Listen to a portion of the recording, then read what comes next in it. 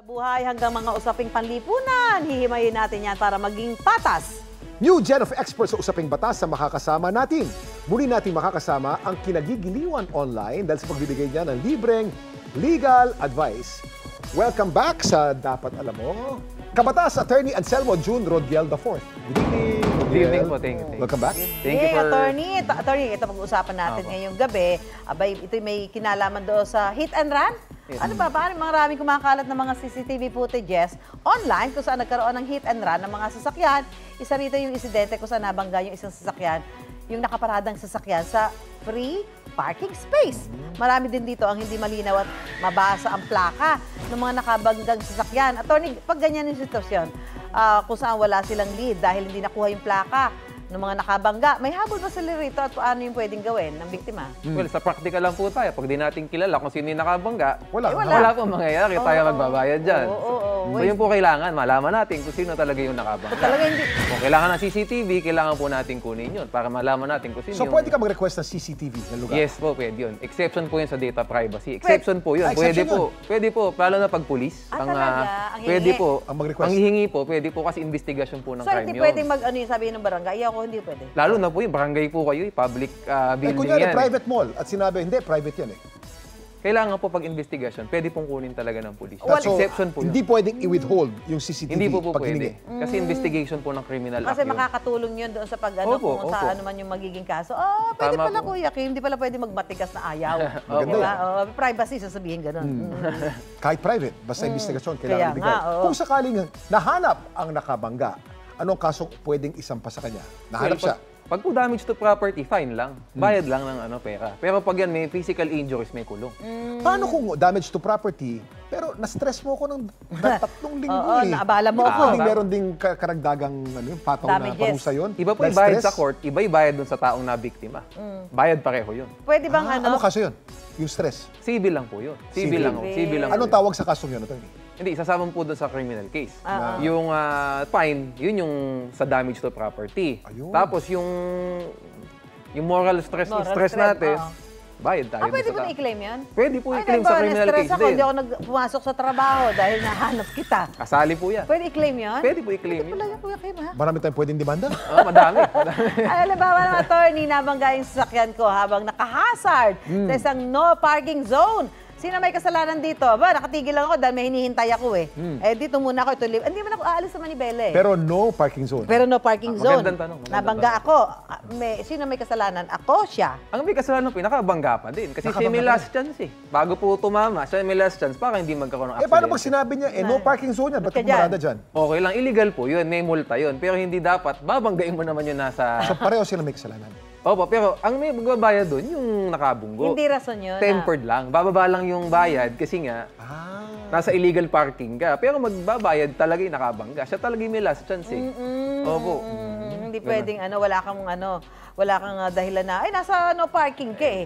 Di ba? May bayad pa rin. nabangga Babanggain kita. na, hindi naman po. Hindi ganun. Attorney, halimbawa naman ako yung naka-hit and run, pero kalaunay sumuko ako sa mga pulis. May chance bang bumaba ang bayad o parusa o hatol sa kaso ko?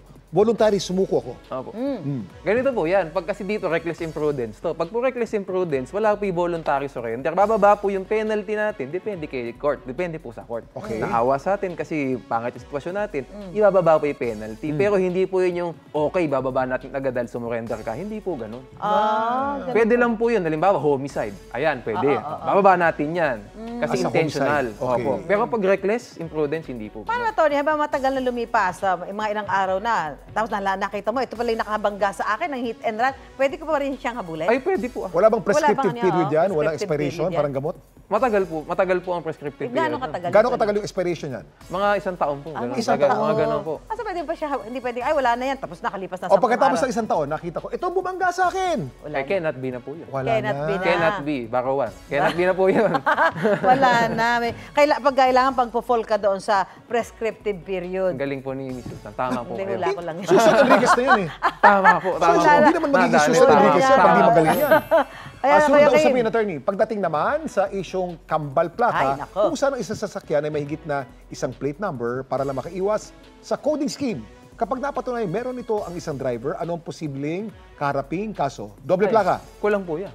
Kulong po yan. Yun nga Kulong? po ang hirap ngayon kasi mas matindi ang parusa po sa mga motorcycle drivers kumpara sa four-wheel vehicles. Kasi- Pag po dyan, yun po yung naging batas nung 20, yun po yung naging batas eh. Pag po motorcycle, tapos ganyang may imitation ng plaka, nagdoble plaka, mahaba po ang penalty dyan. 12 years. 12 years! Ganun po katagal. Opo, may fine pa.